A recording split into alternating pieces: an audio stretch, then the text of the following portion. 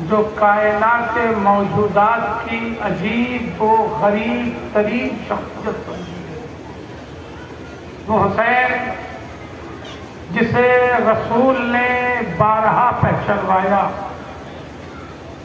وہ حسین جو منظور نگاہ پروردگار رہا، وہ حسین جس کی سفارش کو روز اول بھی پروردگار عالم نے نہیں ٹھکرایا، وہ حسین جس نے زمین پر اپنی زندگی کے پہلے دن فطرس کو آزاد کرایا اور آخری دن حر کو آزاد کیا۔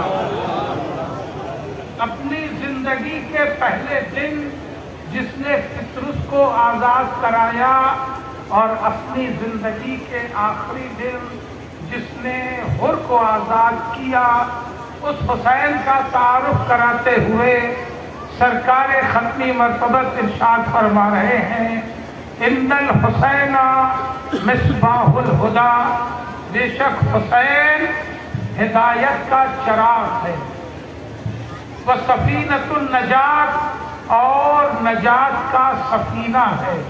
بہت توجہ عزیزان محترم، حسین جو ہدایت کا چراغ ہے، یہ ایسا چراغ ہدایت ہے کہ جو کسی قوم و ملت میں محدود نہیں ہوتا، یہ ایسا ہدایت کا چراغ ہے کہ جس کی روشنی ہر ایک تک پہنچتی ہے۔ اس بار کربلا میں آنے والوں میں نیلسن منڈیلا کا پوتا بھی آیا تھا، نیلسن منڈیلا جنہوں نے 22 سال قید میں گزارا اور افریقہ کو آزاد کرایا۔ نیلسن منڈیلا کا پوتا اس سال 40 پر کربلا آیا۔ نیلسن منڈیلا نے جب 20 سال قید کے گزار لیے تو وہ خود اپنی خودنوشت میں لکھتے ہیں کہ میں تھک گیا تھا اور میں سرنڈر کرنے جا رہا تھا، حکومت کی ہر غلط بات کو اب تسلیم کرنے میں چاہتا تھا کہ اچانک ہمیں ایک کتاب جیل میں پڑھنے کو ملی جو روداد کربلا تھی۔ کربلا نے ہمیں سکھایا کہ ظلم کو تھک جانا ہے، مظلومیت کو جیتنا۔ اس دن میں نے عہد کیا کہ چاہے قید کتنی ہی بڑھ جائے، میں سرنڈر کرنے والا ظلم کے آگے نہیں ہوں۔ نتیجہ یہ ہوا کہ کربلا پڑھنے کے بعد صرف 2 برس مجھے قید میں رہنا پڑا اور میں نے افریقہ کو آزادی دلا دی۔ نیلسن منڈیلا کے ساتھ مہاتما گاندھی کے پوتے بھی گئے تھے اس بار 40 میں، اور انہوں نے بھی اپنے دادا کو یاد کرتے ہوئے یہی بات کہی کہ میرے دادا نے یہ کہا تھا کہ اگر کامیابی اور آزادی حاصل کرنی ہے تو حسین کی طرح اہنسا سیکھ لو۔ صلوات پڑھے محمد۔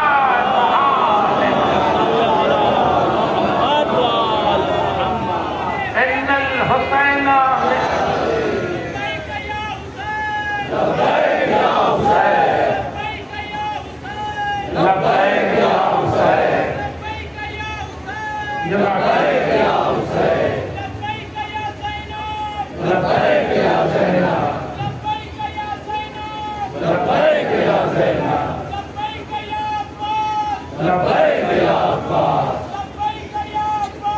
لبیک یا عباس،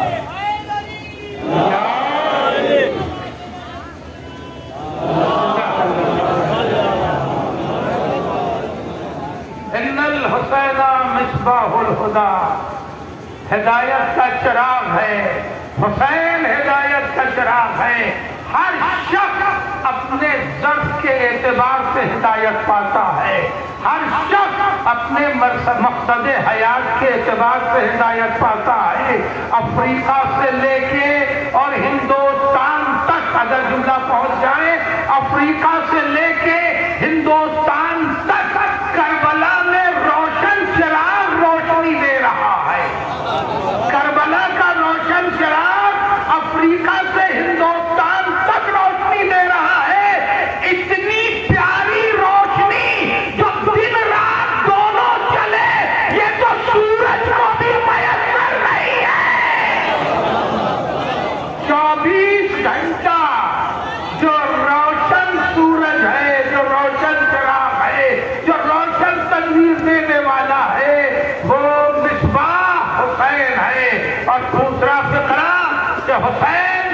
سفینۃ النجات ہے۔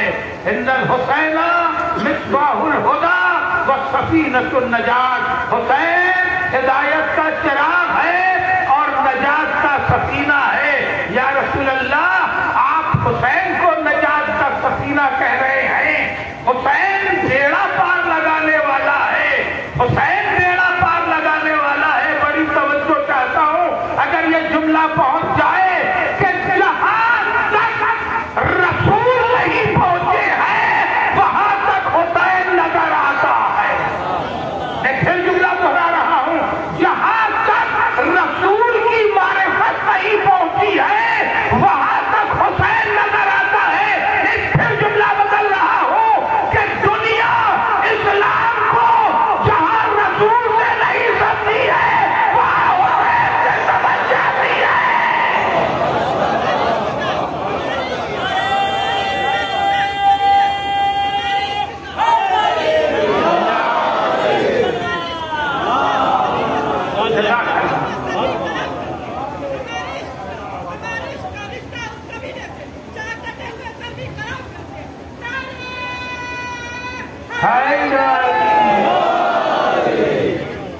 وہ حسین نجات کا سفینہ ہے۔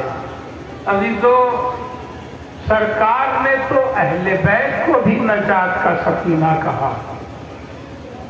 مثل اہل بیتی کمثل سفینۃ نوح، میرے اہل بیت کی مثال کشتی نوح کی ہے، سفینہ نوح کی ہے۔ بحث کا موقع نہیں ہے، دو جملے صرف عرض کر کے آگے بڑھنا چاہوں گا۔ حسین بھی سفینہ ہے، اہل بیت بھی سفینہ ہے، تو اہل بیت میں تو حسین خود موجود ہے۔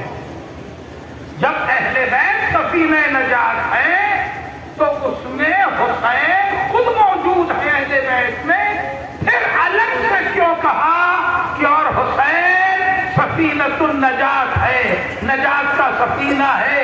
ایک جگہ کہا مثل اہل بیتی کمثل سفینۃ نوح، میرے اہل بیت کی مثال سفینہ نوح کی ہے۔ نوح کا سفینہ، نوح کا جہاز، نوح کی کشتی ہمارے اہل بیت ہے۔ جو وابستہ ہوا وہ نجات پا گیا، جس نے چھوڑ دیا وہ غرق ہو گیا، ہلاک ہو گیا۔ پھر ارشاد فرما رہے ہیں اور میرا حسین بھی سفینہ نجات ہے۔ تو یا رسول اللہ، حسین بھی سفینہ ہے تو حسین تو خود اہل بیت میں شامل ہے، وہ بھی تو سفینہ ہے، تو پہلے ہی حسین سفینہ ہے، پھر یہ الگ سے کیوں کہا کہ حسین سفینہ ہے؟ مگر یہ راز ہم پر جب کھلا، جب میں نے ایک بڑے سفینے کو، ایک نوح نما، میں جملہ پہنچنا چاہیے، ایک نوح نما سفینے کو دیکھا، جب میں نے نوح نما سفینے کو دیکھا، آپ بھی چاہیں تو آج جہاز کو سرچ کر سکتے ہیں، نیٹ پہ دیکھ سکتے ہیں، ہر جہاز کے اندر کچھ چھوٹے کشتیاں اور جہاز لٹکائے جاتے ہیں جس پر لکھا ہوتا ہے لائف بوٹ، زندگی کی کشتی۔ بھائی کہاں ہیں آپ؟ توجہ ہے، جہاز کے اندر خود بھی چھوٹے جہاز ہوتے ہیں، کشتیاں ہوتی ہیں جس پر لکھا ہوتا ہے لائف بوٹ، زندگی کی کشتی۔ میں نے پوچھا یہ جہاز کا زندگی نہیں بچاتا؟ مجھ سے کیپٹن نے کہا نہیں، یہ جہاز کو بچاتا ہی ہے، مگر خود جہاز جب خطرے میں پڑے تو یہ کشتیاں بچا لیتی ہے۔ اب سمجھ میں آیا، امت خطرے میں ہو تو اہل بیت بچائیں گے، جب عزت اسلام خطرے میں ہو تو حسین نجات دے گا۔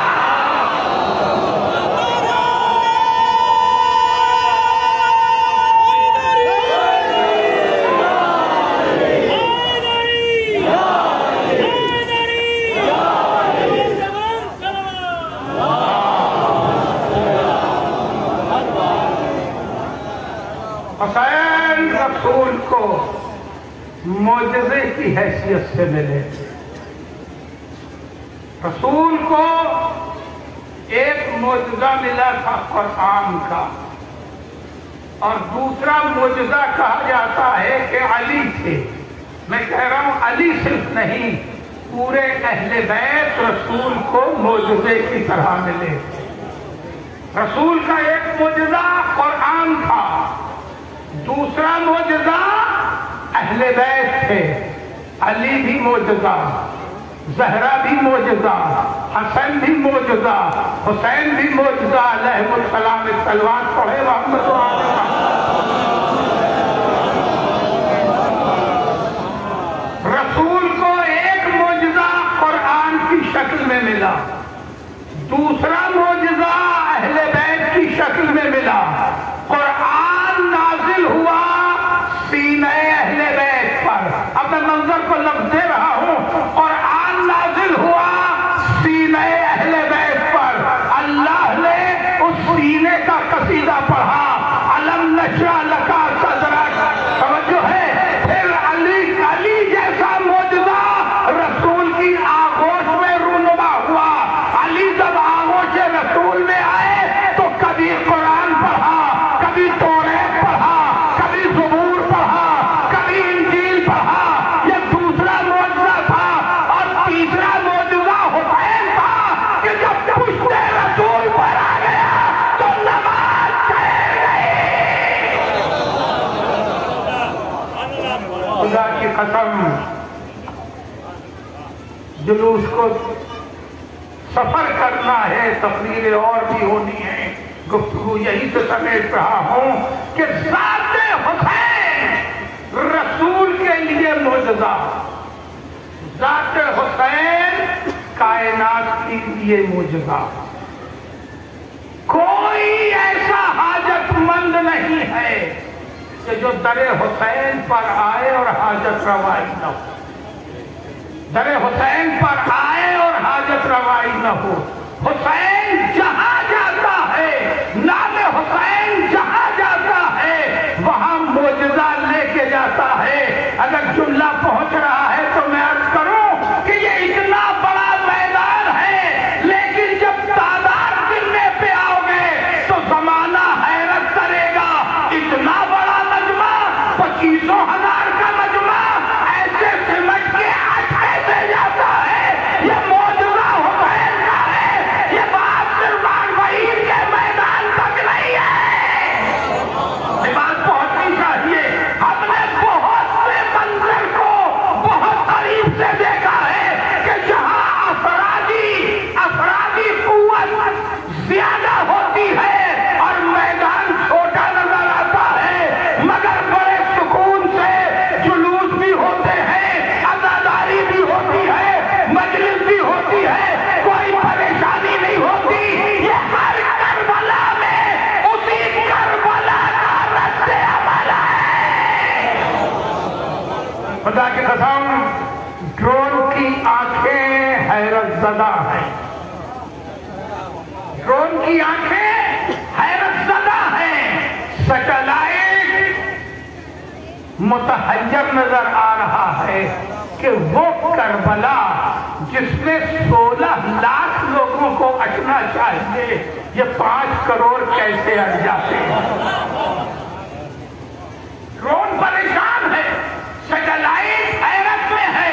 یہ مت سمجھیے گا کہ یہ نگاہیں جو خفیہ نگاہیں ہیں یہ کیوں دیکھ رہی ہیں، انہیں کیوں دیکھا جا رہا ہے، یہ 40 سے زمانے کو پریشانی کیوں ہے. ہم رو رہے ہیں، ہم پیسہ خرچ کر رہے ہیں، ہم جا رہے ہیں، ہم عبادت کر رہے ہیں، ہم زیارت کر رہے ہیں، مگر سیٹلائٹ کے مالکوں کو پریشانی کیوں ہو رہی ہے؟ انہیں پریشانی اس معجزے سے ہو رہی ہے کہ آدمی کا معجزہ ہو رہا ہے کہ جس شہر میں 16 لاکھ لوگوں کو اٹنا چاہیے وہاں 5 کروڑ 6 کروڑ 7 کروڑ ہر سال ریکارڈ ٹوٹ رہا ہے. خوف اسی کا ہے کہ اگر یہ ریکارڈ ٹوٹتا رہا تو ساری کائنات حسینی ہو جائے گی.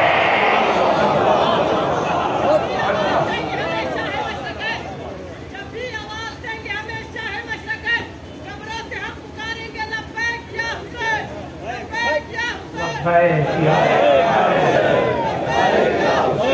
لبیک یا حسین.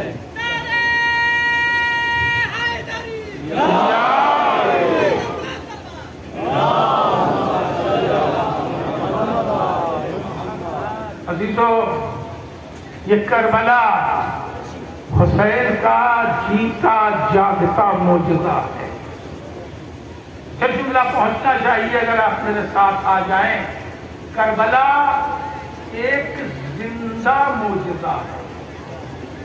میں نے جب معجزوں کی تاریخ دیکھی تو میں نے یہ دیکھا کہ عصائے موسیٰ اژدہا بنا، اژدہے سے پھر عصا بن گیا، پھر اژدہا نہیں بنا۔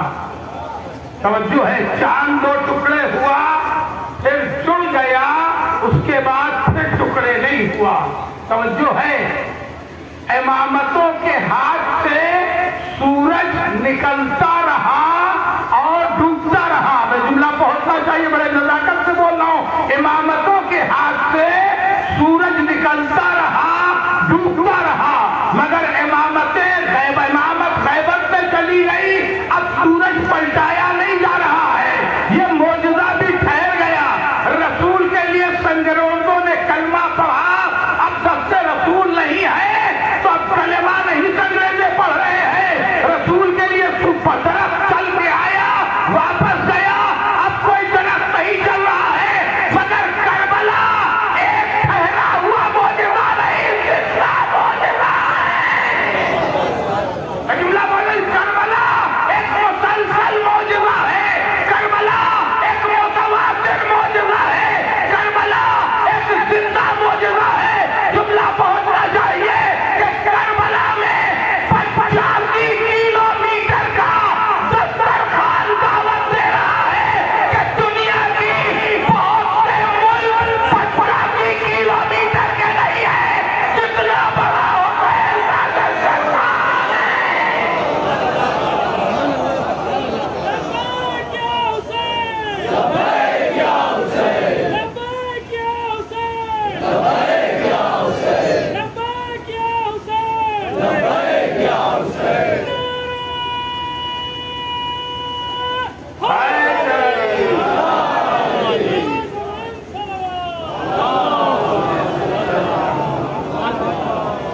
عزیزو، کربلا معجزہ ہے، کل بھی معجزہ تھی، آج بھی معجزہ ہے۔ نام حسین ایک زندہ مسلسل اور متواتر معجزہ ہے، کل بھی معجزہ تھا، آج بھی معجزہ ہے۔ ہاں عزادارو، اسی حسین کو دفن کر کے سید سجاد مدینے جا رہے ہیں۔ ابھی آپ انجمن سجادیہ سے نوحہ سن رہے تھے کہ یہ بکھرے بکھرے لاشیں۔ عزادارو، سید سجاد نے اس طرح دفن کیا ہوگا۔ سنو گے عزادارو، جب جناب سجاد سے شہزادی زینب نے پوچھا، میرے لال، میرے شیر کی قبر کہاں ہے؟ برداشت کر سکو گے؟ میرے شیر عباس کی، میرے شیر، میرے دلیر عباس کی قبر کہاں ہے؟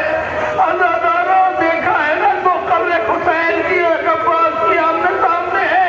امام حسین کی قبر پر زینب اتری تھی اور عباس کی قبر پہ سید سجاد اپنی پھوپھی کو لے کے پہنچے، اور جب وہاں پہنچے ہیں تو ایک چھوٹی سی قبر نظر آئی، اور زینب سڑپ گئی، میرے سجاد، میرا شہر کا بڑا لمبا چوڑا، بڑا دلیر، جلیل، جوان، طویل القامت تھا، میرے لال کسی اور کی قبر کو لائے گا؟ کہنا ہے پھوپھی اللہ، ارے میرے چچا کے جسم کے اتنے ٹکڑے ہو گئے تھے کہ قبر چھوٹی تصریح پڑی۔ جزاک اللہ، خدا کسی غم میں نہ رلائے، سوائے غم امام مظلوم۔ عزادارو، مصائب سنو گے آخر کے۔ جب کربلا میں پرساد دے چکی بیبیاں تو شہزادی زینب نے کہا، میرے لال چلو مدینے چلتے ہیں۔ عزادارو، مدینے چلنے کی تیاری ہونے لگی، اماریاں بٹھائی گئی، ہر بیوی کو اماریوں میں بٹھایا گیا، مگر ایک ناکہ خالی تھا۔ امام سجاد نے کہا، بھوبھی اماں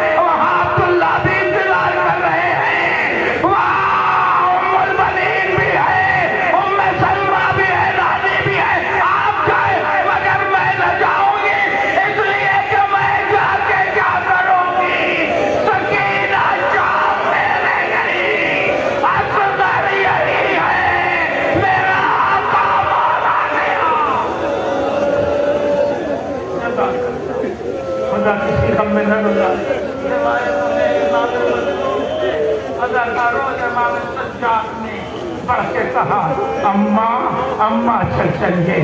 امام وقت نے جب کہا تو مجبور ہو کے جناب رباب اٹھی۔ اب آخری جملہ سن لو گفتگو تمام۔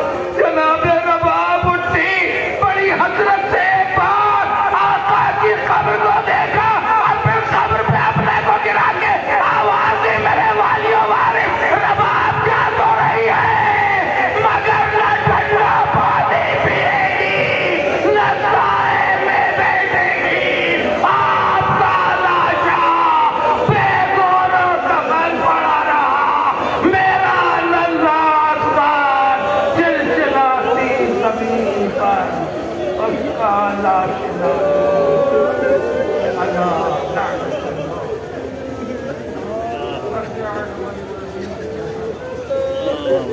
بیان